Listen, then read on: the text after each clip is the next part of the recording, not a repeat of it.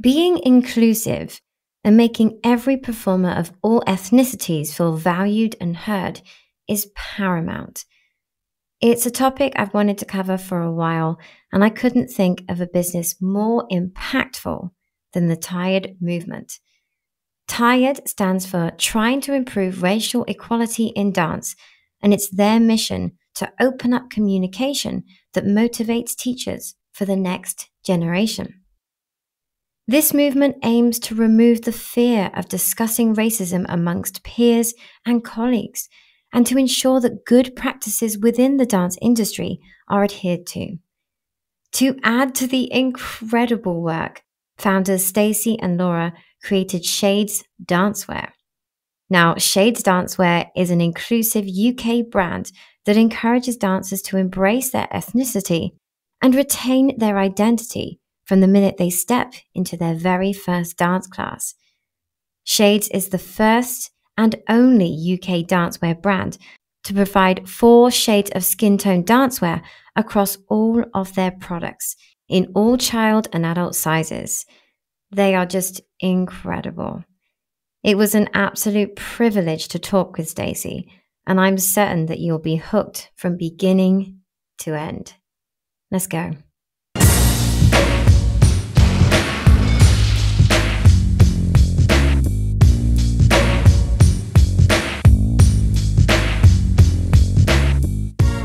Right, so I'm going to start with a big question. So tell me about TIRED Movement and Shades Dancewear. So TIRED Movement was founded in 2020.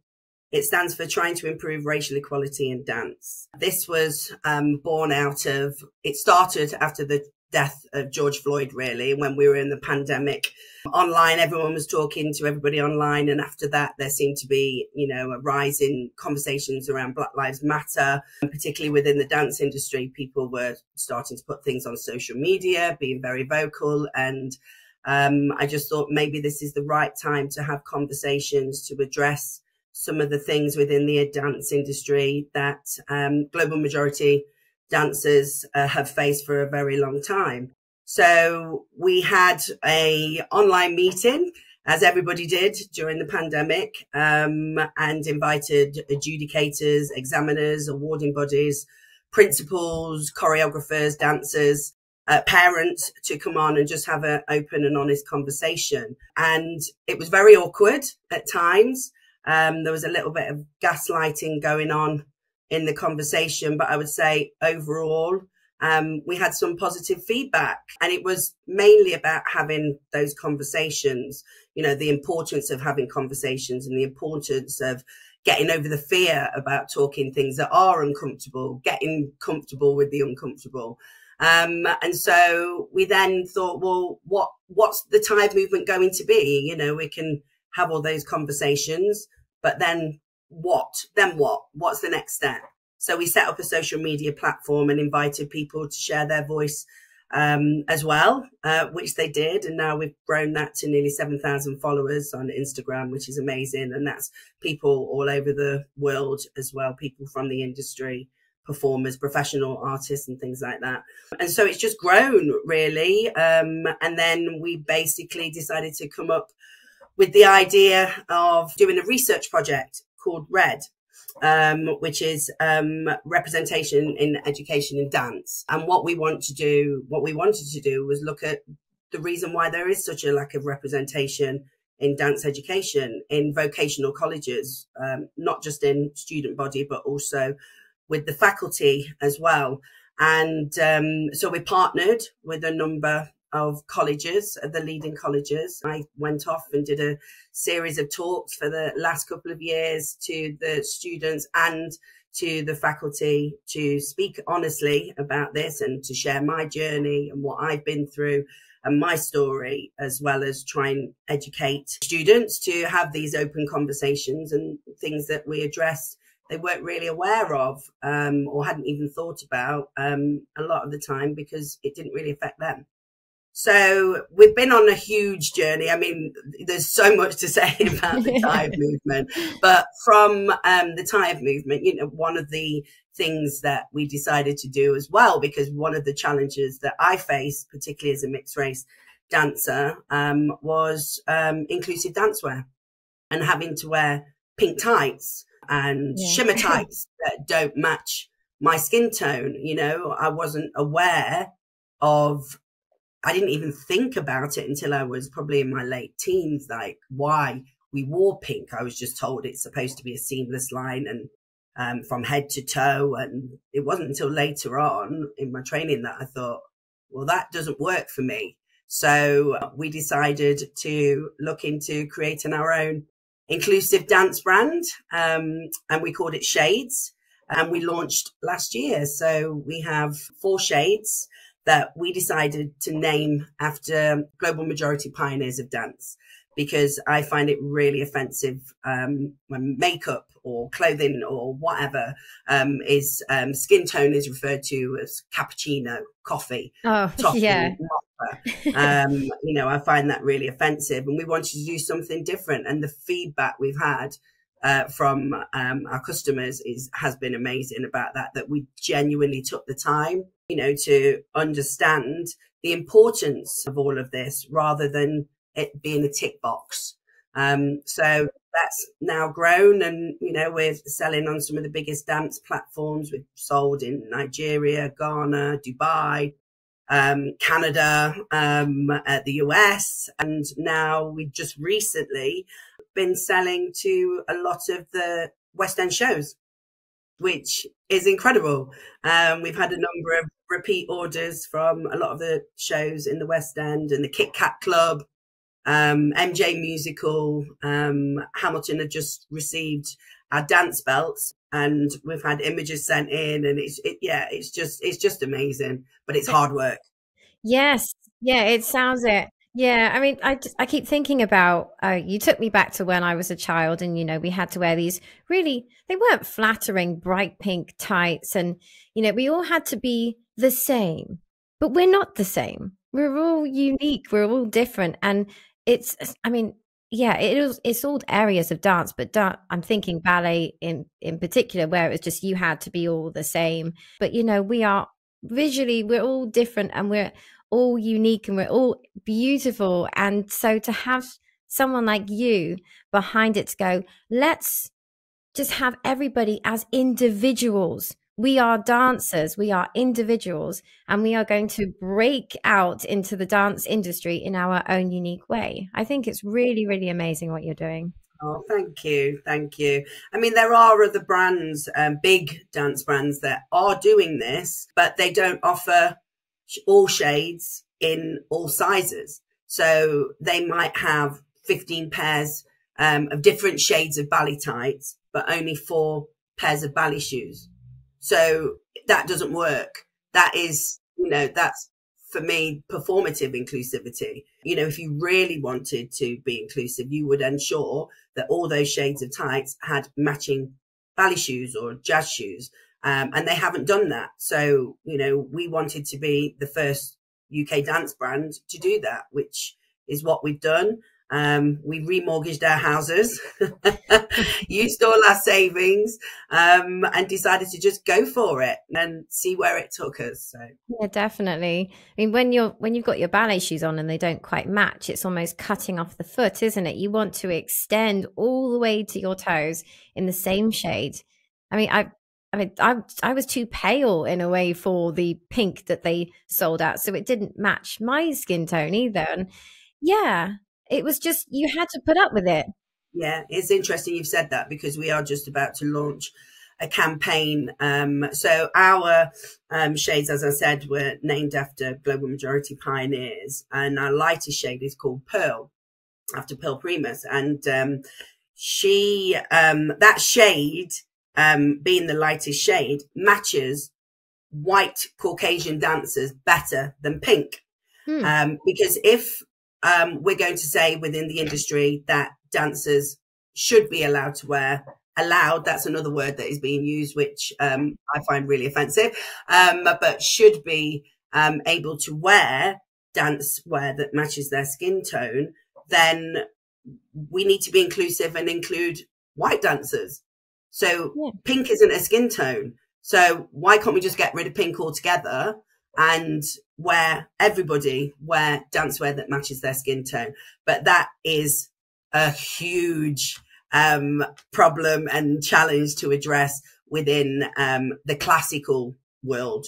I think because, you know, it's steeped in tradition, and I think that's going to be really difficult to get that message across. But when we do talk about it, and we have talked about it within our network and within our audience, they get it. You know, and this is time for change. You know, the young generation, they're not standing for it anymore, which is amazing to see. And they want to see change. But there has been a lot of resistance. Yeah, absolutely. I mean, I was thinking, was it that we all had to wear the same because it was financially easier, less effort? Was there that thing involved? But it's more that you all had to be uniformed. Yeah. Well, I don't even think it's about us being uniformed. That, you know, I think it's down to the fact that ballet is seen as a genre of dance for white dancers, and that white dancers created, you know, classical ballet. You know, I certainly wasn't educated about any black or brown skinned ballet dancers. I didn't know they existed when I was training because it wasn't part of my education. You know, they didn't have anything in the syllabus about it. You know, it wasn't until later on in life that I educated myself.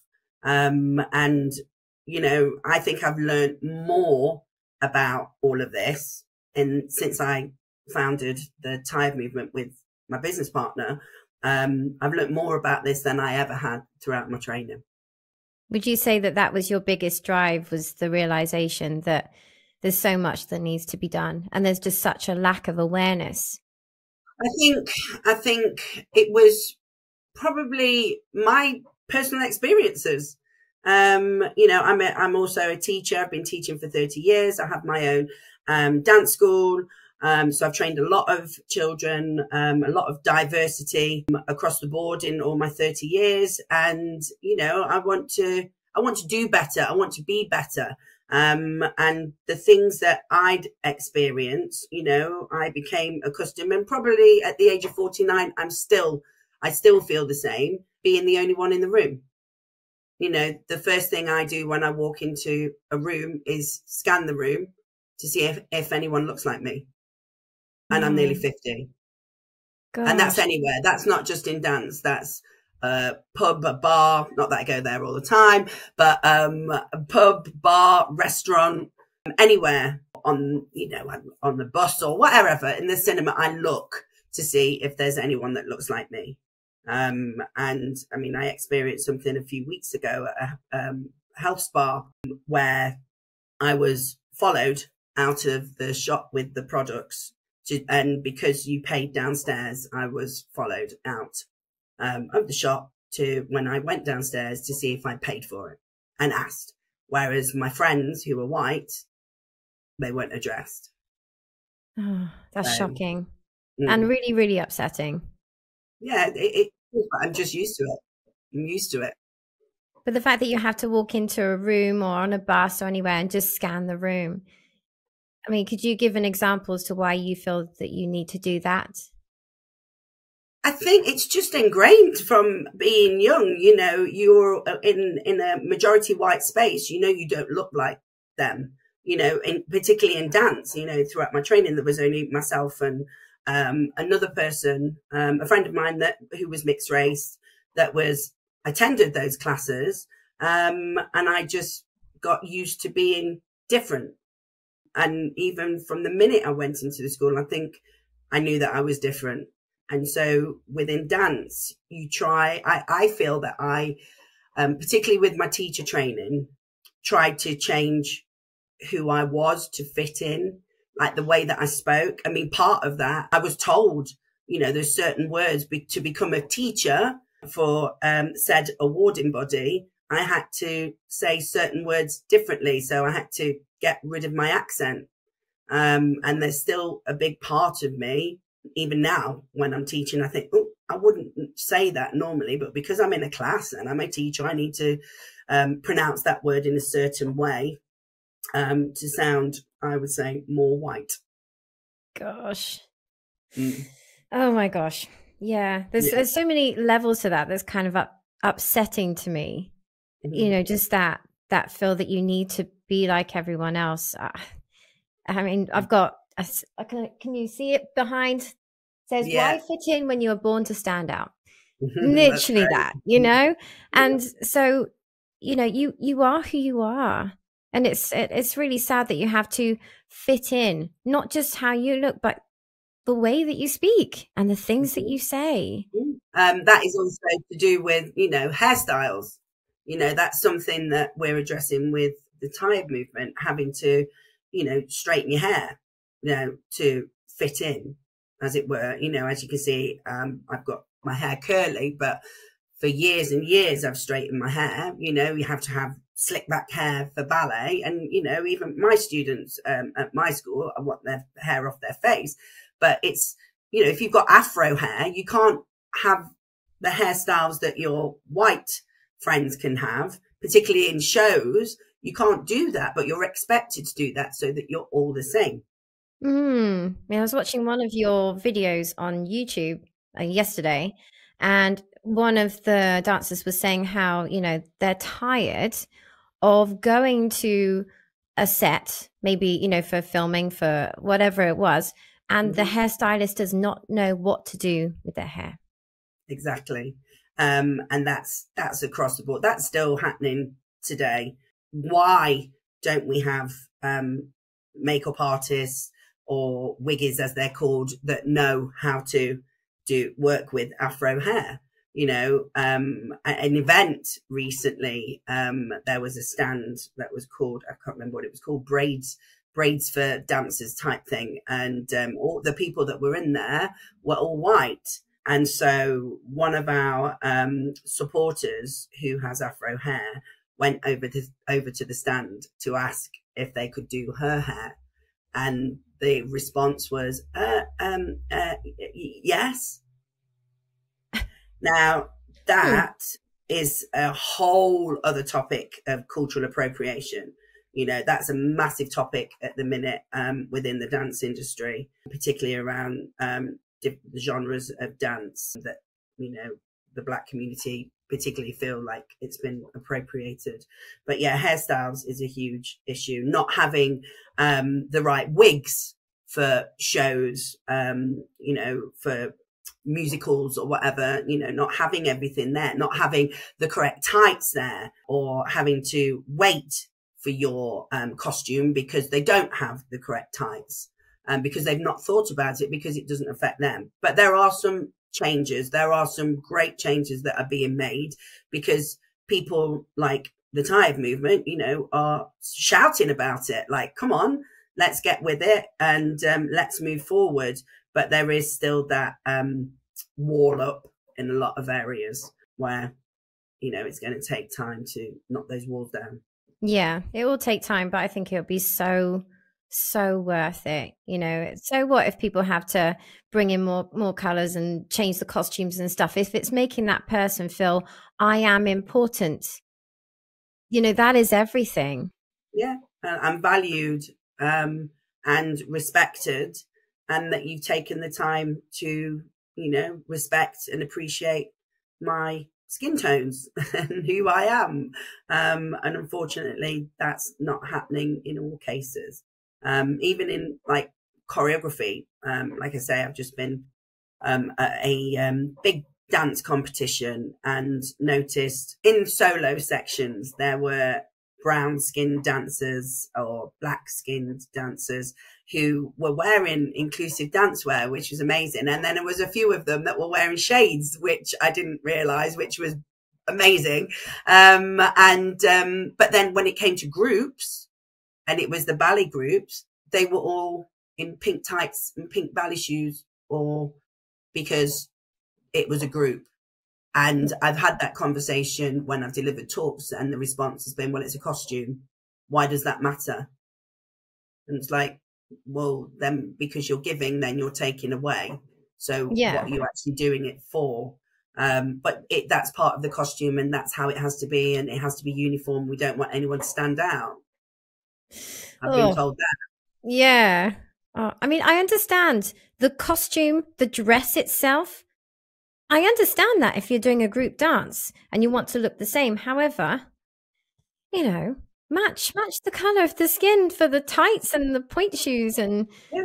But it's like, yeah. I mean, when I was little, always wanted to be in the Rockettes. Always, I used to dream about being in the Rockettes. And I went to New York the other year with some friends, and we went to see. It was at Christmas time, and we went to see the Rockettes, which was just a dream for me.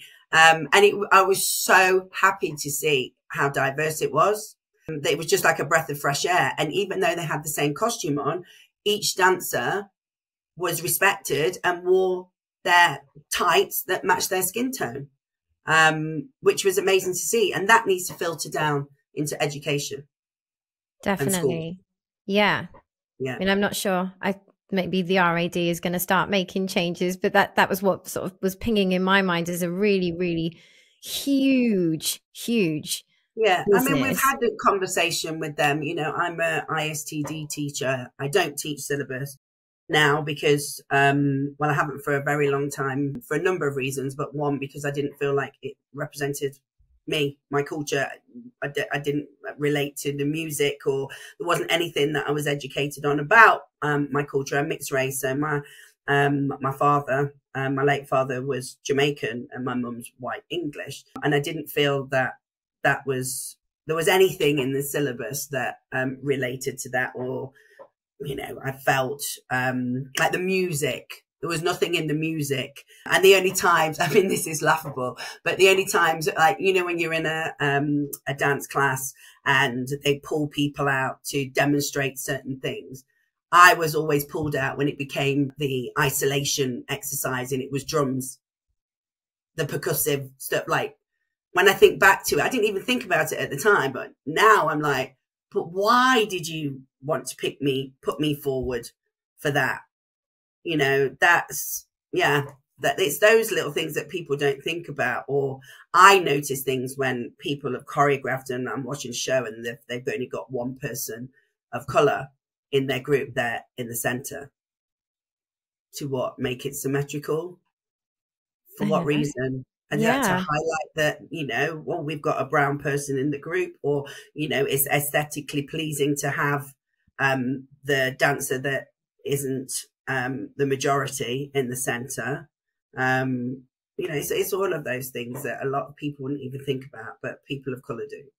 Yeah. I mean, it's something that I wouldn't have thought about, but yeah. Yeah, God, my mind is like spinning right now. Just like going back over all of my memories of all of the things that you were saying. Yeah. And, the ISTD and a lot of syllabus is, well, these are the dance step and this is the music. Off you go. And, it doesn't teach you about the culture or where the music's come from or anything. But they are making huge changes, I have to say, the ISTD. I'm part of the EDI advisory board for the ISTD now. And Ginny, who is the CEO of the ISTD, has been a huge supporter of the Tide movement from the very first online meeting. That's great. And so, they're leading by example, and other awarding bodies need to follow suit with what the changes that they're making. They're taking it seriously, and it's so heartwarming to see. They've still got a long way to go, but they're open to those conversations. They're inviting people in to have those conversations.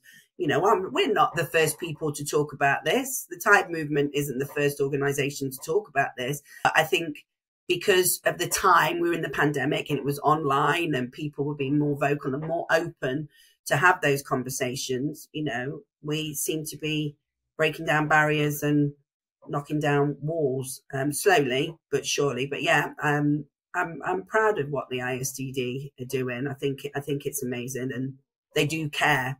It's not, from what my experience with them is that it's not a tick box. It's not performative. They actually do want to make those changes. So I think that's incredible. That is really, really amazing to hear. That's so good, because I've been out of the teaching side of things for a long time, but it's really, really lovely. I'd love to see a class now and how it's changed. Yeah. I mean, I think in terms of the syllabus, there's still a way to go. That it doesn't happen overnight, but like in diversity and inclusivity internally within the organization, as well as trying to improve representation. I mean, to this day, in 2024, there are no examiners of colour in this country at the leading awarding bodies. Not Why? one. That's something that needs to be addressed. And when we have spoken about this, whether online or an event or whatever, the response from a lot of people has been, well, if they don't apply, then what are we supposed to do? Just saying they. So there's a lot of othering going on as if they're not part of it. That's what they're saying, you know, they need to apply. We can't do anything about it. And it's like, well, that needs addressing already if that's your mindset. Yes. And a lot of people within the awarding bodies share the same views around this and don't want change. They're happy with the way that it is. You know, I delivered a talk a few weeks ago, a couple of months ago. I walked in, I was the only person of colour again, with examiners, teachers, from an awarding body, and on a stage in front of them, and doing my talk. And straight away, you know, already I've got my guard up. Right, okay, I know I'm going to get some things fired back at me now. There was a split between younger teachers and then older examiners. And that generally is where the issue lies, because they don't want change. Because they say, well, I don't see why we need to do that. Everything's fine. And, you know, I've got dancers of colour in my school anyway. So, you know, I can't be racist. That's a really strange thing to say. Yeah. I mean, do you think that they fear the change? Or it's just, yeah, it does sound like fear to me. There is this fear. Well, what does that mean for me? And the fear of being called a racist. You know, I speak to a lot of white people who have said that. And, you know, a lot of it isn't, you know, that they're, I would say, I think a lot of it is the fear of getting it wrong and not being educated enough, the fear around using the wrong language. What is inclusive language, you know? And, you know, we're all learning. You know, there's things that I used to say as a mixed race person growing up in the 80s, that there's no way we would use those words. But one of the words that I would never use again, that word was said to me. I was referred to as that word in the talk in front of 100 people. Oh my gosh. So that was very difficult. And, you know, doing these talks is quite triggering for me, because it's my truth and my lived experience. So to receive gaslighting and microaggressions in an open forum is very hard to handle. I'm trying to sort of reverse it. How would I feel coming onto stage, being different and feeling that from the room? That must be really, really hard. Yeah, it is. I mean, how would you feel? I'm going to ask you a question. How would you feel walking into a room with 100 people from the global majority? On edge. Very, very anxious. That's how it feels. I mean, and some of the things that I've gone through in my life, not particularly in the dance industry, but I remember going for a walk in the Derbyshire Dales and going to this country pub, walked in there, and it was, as you would imagine, it wasn't very diverse in there. There were no people of colour. And as soon as the door opened, everybody looked to the door. I was with my children, and the woman that was near the door grabbed her handbag. Just grabbed her handbag. And I'm like, I mean, I laughed and I said, we're not staying here. Let's go.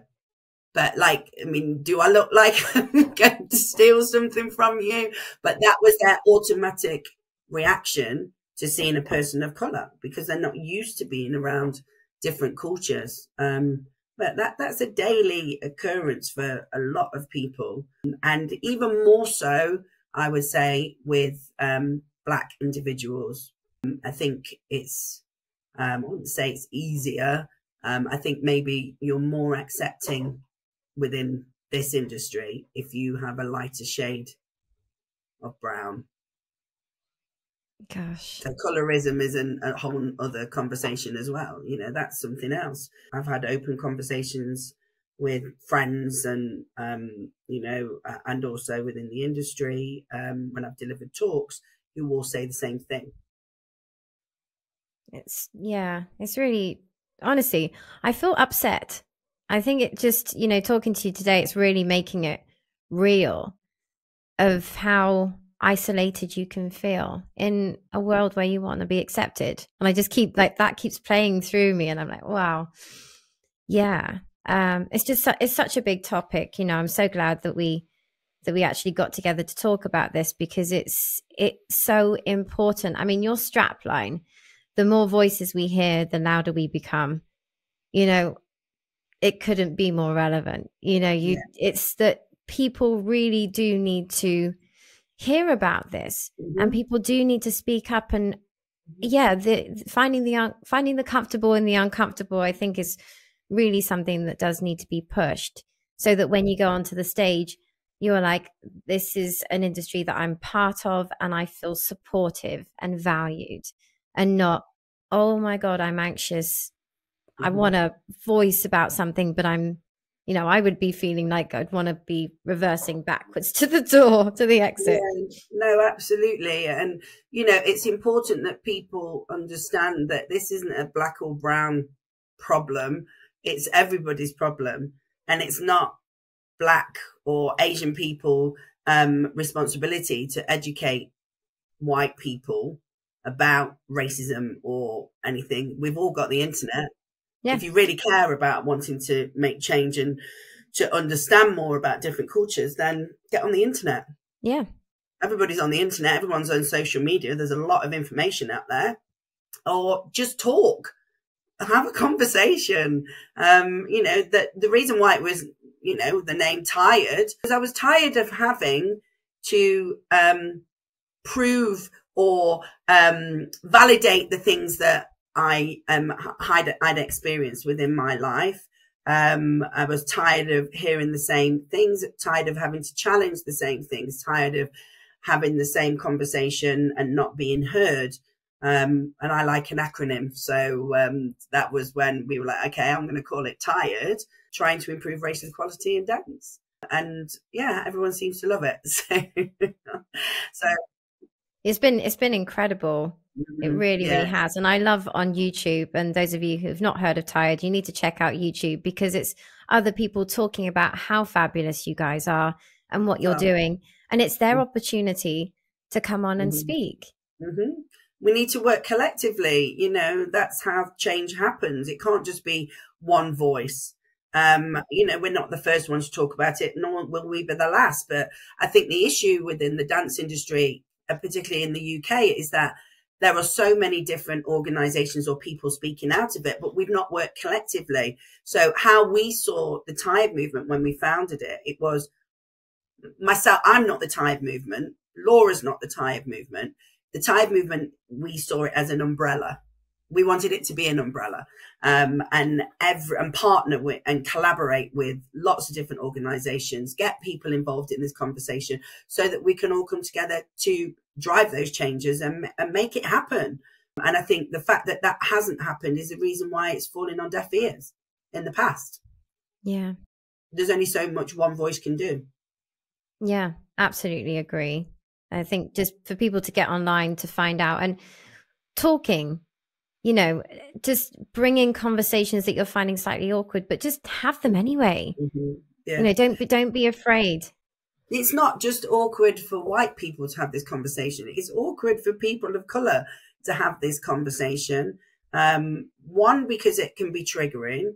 Two, there's a fear of speaking out, a fear of not being cast, a fear of being dropped from an agency, a fear of being seen as a trouble causer. You know, it's common knowledge. Well, maybe it's not common knowledge to you that women of colour are seen as, you know, we get to refer to as, oh, she's sassy. She's got a bit of a sass. She's got a bit of sass about her. She's got an attitude problem, or, you know, because our voice is louder, or, you know, that's the assumption of, I would say, a lot of white people within the industry. And then you're seen as a trouble causer. So then there's the fear, oh, I'm not going to say anything. I'll just keep my mouth shut. You know, I don't want to create waves. I don't want, because also there's a part of you just want to fit in as well.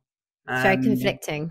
Yeah, very conflicting. And that's a hard dynamic to navigate around. So, but yeah, no, it's just, people need to be able to have this conversation, have the confidence to have the conversation without worrying about repercussions.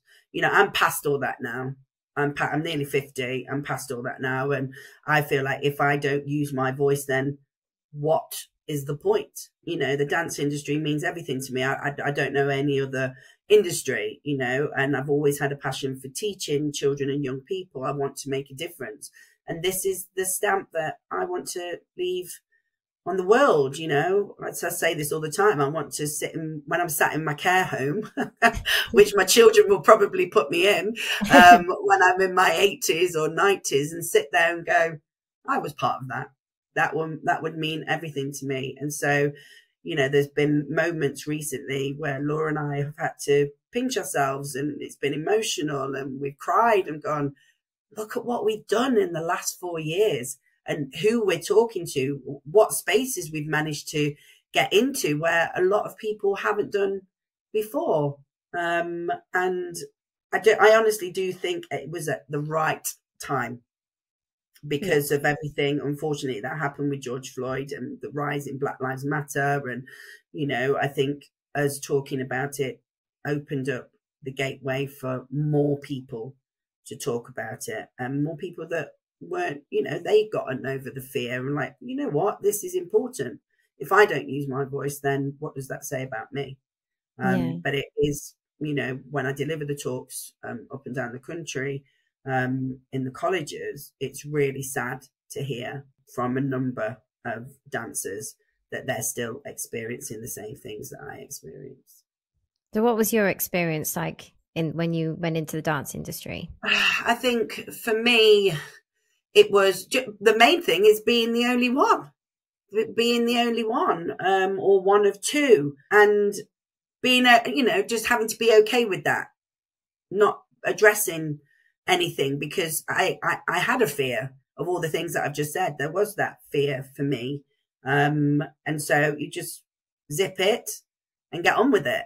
And that conversation we've been having with students for the last 4 years, or, you know, being in education in colleges and, you know, being told, you know, we're inclusive. We've done our EDI training. We've done this, we've done that.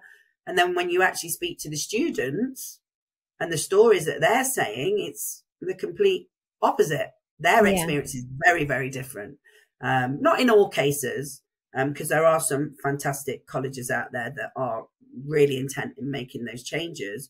But what we've also seen in the last 4 years is that at the beginning, it was like, yes, everybody wants to be involved in this conversation. And, you know, we're inclusive and we're this and that.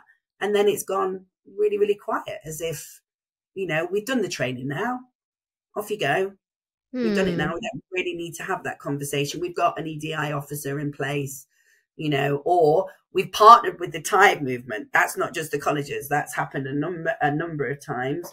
I'm talking about in general, across the board, anyone that we've collaborated with, you know, we're partnered with the Tide movement. Look, we're inclusive. Actually, you've just got our logo on your website. Yeah, like they feel like they've made their effort, but then they continue on doing the same thing. It's not enough. It's not enough. We've got to do that. I mean, this is another thing that, you know, I would like to speak to you about as well, is because there was that discussion at the very beginning after George Floyd died and everything was going on conversations were going on social media.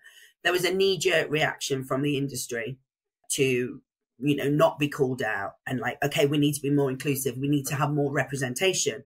And there was an increase in representation on the stage, on TV. You know, you can see that in adverts, and, you know, there's so many black and brown faces on there, and there's diversity, not just in race, you know, diversity within ability and sex and gender, which has been amazing to see. Mm-hmm. But behind the scenes, who are the people that are making those decisions? Because that's not diverse. The casting panels aren't diverse in many cases. And in many cases, casting panels are given a quota of who to cast. Mm. So it's kind of a double-edged sword. And the conversations that I've had, and this is from some of my students that are currently or have graduated from colleges, that they've heard dancers say, white dancers say, there's no point in auditioning because they're only going to cast a black person. I mean, that blows my mind. Yeah. Because I could never imagine when I was younger ever hearing that. It was the other way around. So there's this whole, what, you know, then naming it reverse racism, as it were. That's how they see it. That black and brown dancers are going to get, you know, the job over a white dancer because of their skin color. So then that leaves black and brown dancers feeling like, is that, have I only got this role because of my skin color? Is this the reason why? And questioning them. So it's just a vicious circle. And, you know, it's the people at the top that make the decisions. We can make all this noise down below and make those small changes. But, you know, fundamentally, it's the people at the top of the pyramid. And until we dismantle that pyramid, how, as little people down here, going to make those radical changes that need to be changed? We need to get them on board. Yeah, just got to keep banging the door down. Yeah. So if they open it. I've got big shoes. There was one lady that was on another video of yours saying about, you know, she'd be auditioning for shows and comparing against others with the same color skin rather than based on the talent and ability or any other physical attributes. And I was like, wow, I wonder how many people are feeling like that, you know, that way, and the reverse, that it's, you know, it's becoming too much about the skin color and what about the ability? But it's just to make people aware of it, isn't it? Like that. Mm-hmm. When you go for an audition, it should be about the talent. I think that's the thing that needs to be addressed as well. You know, I wouldn't want it to be so much that, you know, it's I think, again, is it people being too careful and trying to be too considerate, but also, you know, there are going to be people that are better suited to the role. And it needs to be that there is a maybe less fear in casting the person that they feel is right. But it's just so, it feels like it's a bit of a mess at the moment. Maybe it's improving, but it's slow. I think there's just a simple answer to that. Have a diverse casting panel. Casting. Yeah. Yeah. You know, make sure there's representation on your casting panel, and then we don't have to have that conversation, because you got cast because of your talent. Your skin tone didn't matter, particularly in musical theatre. Like, you know, why can't the casting panels be diverse? Yeah. You know, in many cases, they're all white casting panels. Yeah, because I guess if you were to walk in and you saw that some of them, there you go, oh, okay, this is good, I feel comfortable. But you're going in going, everyone's white. Oh my God. Yeah. I mean, that's the thing that I talk about, and Laura talks about, is that, you know, children only know what they see. So if you don't see someone that looks like you, how do you aspire to be in those spaces?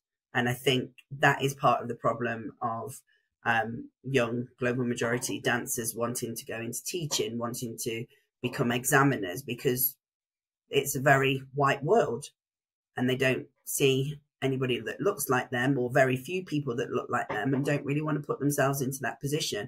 And unfortunately, I do believe now, and with the cost of living crisis, I mean, trying to get tickets to go and see a West End show, it's extortionate. It's absolutely extortionate. Going to colleges is extortionate. Funding's being cut. And, you know, we know that, you know, and not to say that all Black people or all Asian people are financially challenged, you know, from poor backgrounds, but generally in society, there is a difference in finances. And so if you can't afford to go to college, you have to rely on a scholarship. And then it becomes, is the college just giving it to a global majority performer just because, to be inclusive and diverse and have representation, or are they doing it because of their talent? And it's become, like it was back in the 80s and 90s, elitist.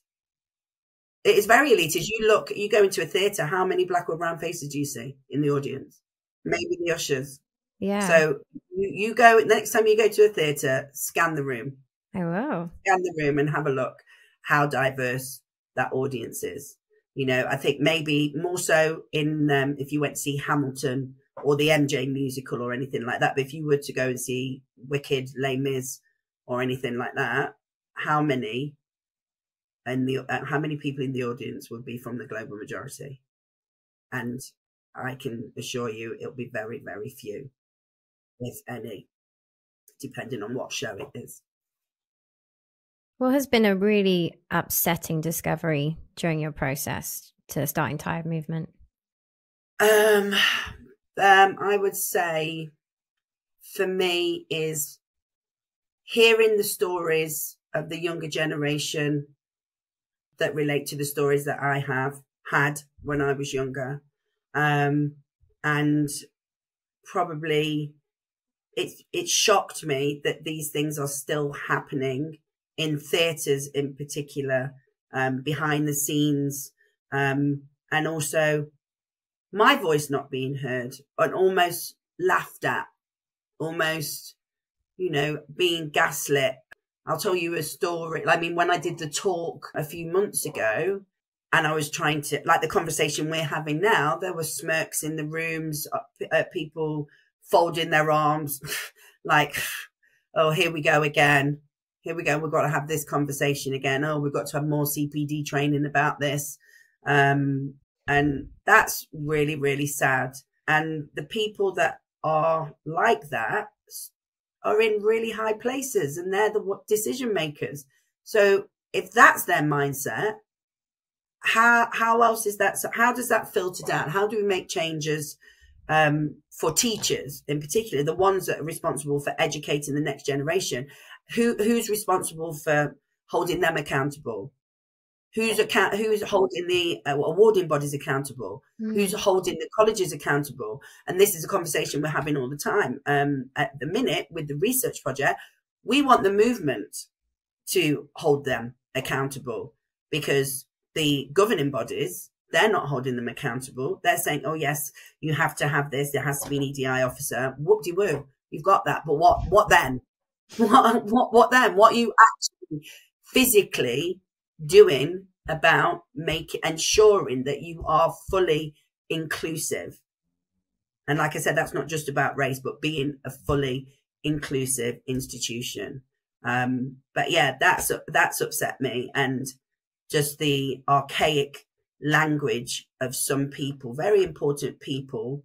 I've had to stop meetings because of the way that, of the language that some people have used that I found really offensive. I've stopped meetings and actually called it out and said, I find that really offensive. And, you know, then there's that, oh, really? I didn't mean it like that. At an event at Move It a couple of years ago. So we're a charity partner for Move It. They've been really supportive. They're amazing. I'm on their advisory board. You know, they've really taken great strides to become diverse and have more representation with the teachers, performances, people that have the stands. And we launched Shay's Dancewear there.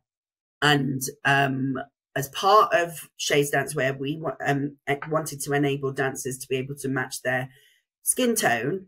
And before that they ordered anything, before they bought anything. So we decided to create a colour match swatch. So it's like samples of the tights of the 4 shades on a little key ring that they can put their arm in and match their skin tone to the tights. And that wasn't being done. That hasn't been done by the other big dance brands that we're currently competing against, trying to compete against anyway. And one day I had a person grab my arm. I was in a conversation with somebody else and I was facing the other way, grab my arm and pull me. Now, when that happens, you think it's somebody that you know. So I turned around with this big smile on my face, and then like, this frown came up, and I was like, I don't know who you are, and why have you got your hand on my arm? And she was like, could you just, can I borrow your skin? I'm sorry, what? And I said, sorry. She said, it's just that I've got a couple of Asians at my dance school, and I think they're similar colour to you. So could I just borrow your skin to put their arms in your swatch? Oh my God. There's so much wrong with that. Mm-hmm. And I just took a deep breath. Part of me I was so angry. And I was like, okay, how do I handle this situation? Do I go off on one, or do I take the time to try and have a conversation with her? And because of what we stand for and how and why the Tide movement was founded, I decided to take the time to have a conversation with her. And initially she stood there and she listened. But then by the end of the conversation, she was still doing the whole other ring and using language that she shouldn't really be using. But I was just like, well, maybe she just needs more education, really. But you've got to be open to education. And then at the end of it, she said, well, what do you expect us to do? You know, I'm a teacher, I'm an examiner, and I'm an adjudicator. And I was like, wow. And it once she left the stand, I had to take myself out, because it took me all the way back to being a child. And I was in tears. I was like, I literally cannot believe in 2023, which is when it happened, that somebody who is an adjudicator, an examiner, responsible for teaching the next generation within dance, has that mindset and thought that it was appropriate to, one, place their hand on somebody else's arm, and then to use that language, can I borrow your skin? As if, you know, it was like borrowing a coat or an umbrella. Like, let me just put this on. Can I just try that on? Like, what? And that was probably the most shocking experience I've had in the 4 years that we founded the Tired movement. Yeah, I mean, it still gets to me now when I talk about it, because I was in disbelief. I just couldn't believe what I was experiencing. You know, I've had that, you know, somebody say, oh, refer to me, oh yeah, well, you know, my daughter's half caste like you. Like, okay, what do you want me to do with that? How do I respond to that in a room full of people that I'm there to deliver a talk, and you think it's acceptable to say that? There's just so much wrong, and so much to do. So much to do. Mm-hmm. Yeah. I just, the fact that she grabbed your arm, pulled you, just, you know, knowing that she didn't know you and that was acceptable. And then to say what she said, and then to hear you out, but just literally dismiss everything you say, like, what are you going to do? Yeah. Awful. Yeah, because it doesn't affect her. It didn't matter to her. She's never experienced what I've experienced. She can't fully understand that. You know, you can't, can you? My experiences as a mixed race woman and mother and teacher and dancer is very different to a black dancer or a black mother, or, you know, it's very, very different, because like I say, it's the tone, the shade of your skin tone affects how you're treated in this world. That's what I've learned. You know, in a room full of so that in a majority white space, you will see that people with darker skin tones would gravitate towards each other if you were doing a networking event, because it's like a safe space, and they're feeling how you're feeling. And you know, that's probably something that, you know, white people would never even think about. You know, in an audition, you know, if there's one or two dancers of colour, you would probably feel a bit safer being in that space. Even though I'm mixed race and, a lot of my friends are white, I'd still probably feel a little bit like, oh, it's not just me. It's not just me. So I'd make eye contact. You're like, are you all right? It's sad. It's really sad.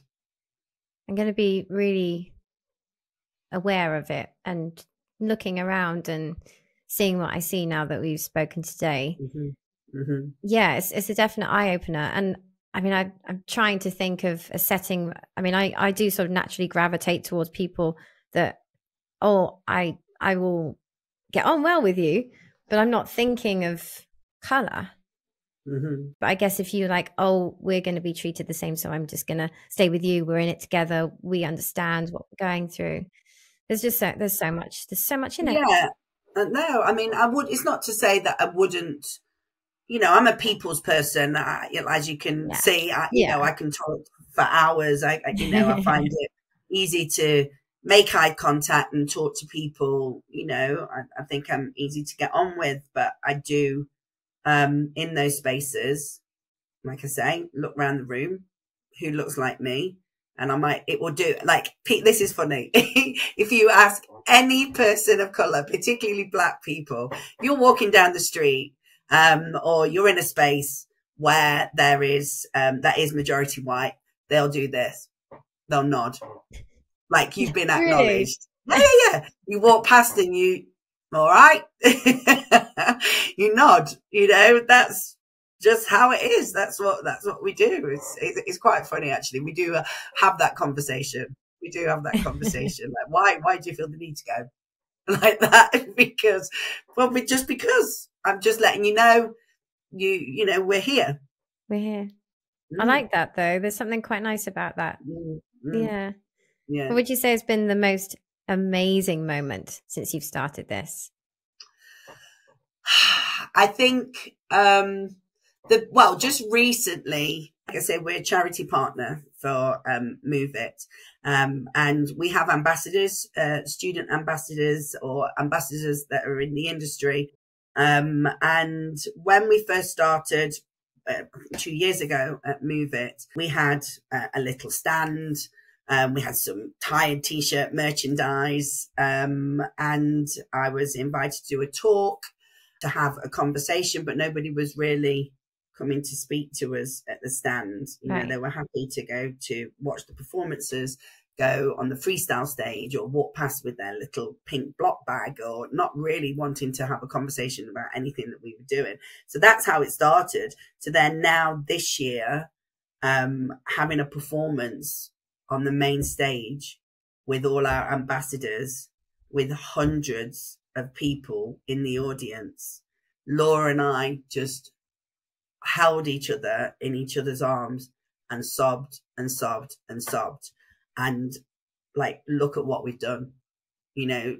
Somebody said to Laura and I, don't forget to look back where you started, where you've come, and where you are now. And yeah, you do forget to do that, because there's so much going on, and particularly with shades, I mean, we were so naive about creating a brand. People don't, unless you've done it yourself, you have no idea how hard that is to create a brand, a clothing brand. It's unbelievable. We knew nothing about manufacturing or anything like that. And now, that was a moment, but then now to be having, West End shows, placing orders directly through our website, the Kit Kat Club, like, what? And people go in places and they're like, oh yeah, you're from the Tide movement. Like, how do you know? Oh, yeah, we know who you are. And people are talking about us, and that's the reason why we set it up in the first place. It really does show that if you've got that passion and that drive and you really, really care about people, you will be successful.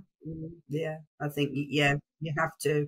And we are passionate about it. because, Laura and I have known each other since we were 13. Wow. We attended it was Central Television Workshop at the time, but it's TV Workshop now, where the likes of Samantha Morton, she was there, Vicky McClure and so I was in the workshop for about 10 years and then didn't see Laura for many, many years. And then I started my dance school and Laura had moved to Sheffield. And then I got a message saying, "Hi, I don't know if you remember me, Laura. I was Laura Bamford. I've got two little girls that want to dance." And then that was it. And she brought her children to the dance school. Her eldest has just left. She's in her first year at Bird College, where Anna teaches, Anna Morgan, who's also been a huge, huge supporter from day one. I love her. She's on our advisory board and, her voice is really important to the movement. And I know she shouts a lot about the work that we're doing. And yeah, she's been a big help, a big, big help. Yeah, she's amazing. And it's just amazing what you're doing. I mean, you should be really, really proud. Thank you. We are. We just need to. It's because everything's at 100 miles an hour. We forget to take that time to go, let's give ourselves a pat on the back, really. It's when other people say, "Oh my gosh, you're doing what? And you've done this and you've done what?" And we're like, "Oh, okay, yeah, we're doing it. We're doing it, and we seem to be doing it right." So hopefully that will continue. And then the next time we speak, we've made even more changes within the industry. Well, my final question is, what do you want to change in the future? I want to ensure that inclusive dancewear is available across the whole world. Wow. And that people understand the importance of representation, the importance of inclusivity and inclusive dancewear. We want to be a global brand. We want people to recognize Shades Dancewear as the brand to go to because it's genuine, because we've thought about everything, because it's from my lived experience. It's, my truth. There's a reason why we founded Shades Dancewear. It wasn't just because it was trendy or fashionable to become inclusive. And so we want everyone to endorse Shades. And that's, of all ethnicities, we're the brand to go to globally. So yes, please check us out. I love that. I love that. It's ambitious, but you'll do it. You absolutely will. I have every faith. Well, thank you. Yeah, we do. Well, that's what you need, don't you? You've got to face the fear. You get to the edge of that cliff, and when we speak to people, like, what if everything goes wrong? And we're like, and what? We're only here once.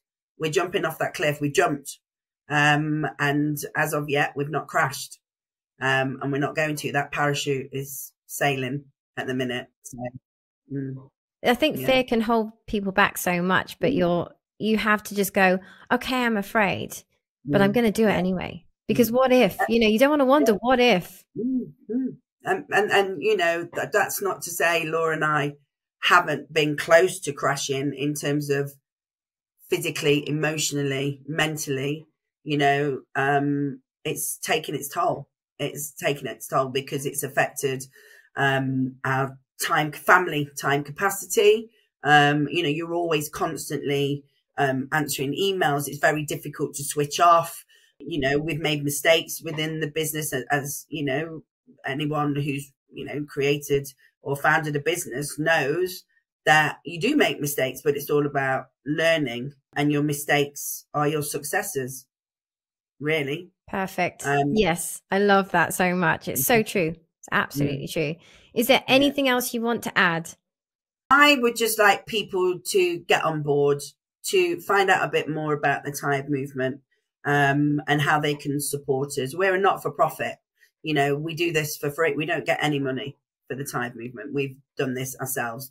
We rely on pledges, and if people can help us continue to do the work that we're doing by making a small pledge via our website, it would just mean the world. Because what we want to do, and what we still want to do, is that a percentage of our profits or sales from Shades Dancewear goes back into the Tide movement, because it's not just about the Tide movement being able to, you know, have events or deliver talks or whatever. It's about supporting dancers, supporting minoritized groups. And so if Shades is giving back to the Tide movement, which is where it all started, Shades is the solution, Tide is about education, and the dance community are supporting the Tide movement. We're helping people within the dance community. So we need people to listen to what we're saying, hear us, and want to get involved. Absolutely. Stacey, you've been phenomenal. It's been an eye-opener. It's been emotional. I've like tried to stop myself crying a few times, but, you know, thank you for expressing so many things, you know, the good and the bad. You know, it's been really wonderful conversation. And anyone listening, you have to check out Tide Movement. They really are incredible. Thank you so much. Thank you so much. It's been lovely. Thank you for having me. You're welcome. What an important, wonderful, and educational conversation. A special thank you to Stacey. Please make sure you check out the Tide Movement and Shades Dancewear.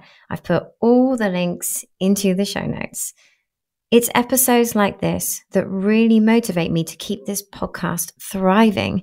So if you could please give the show a review and a 5-star rating to help boost the show.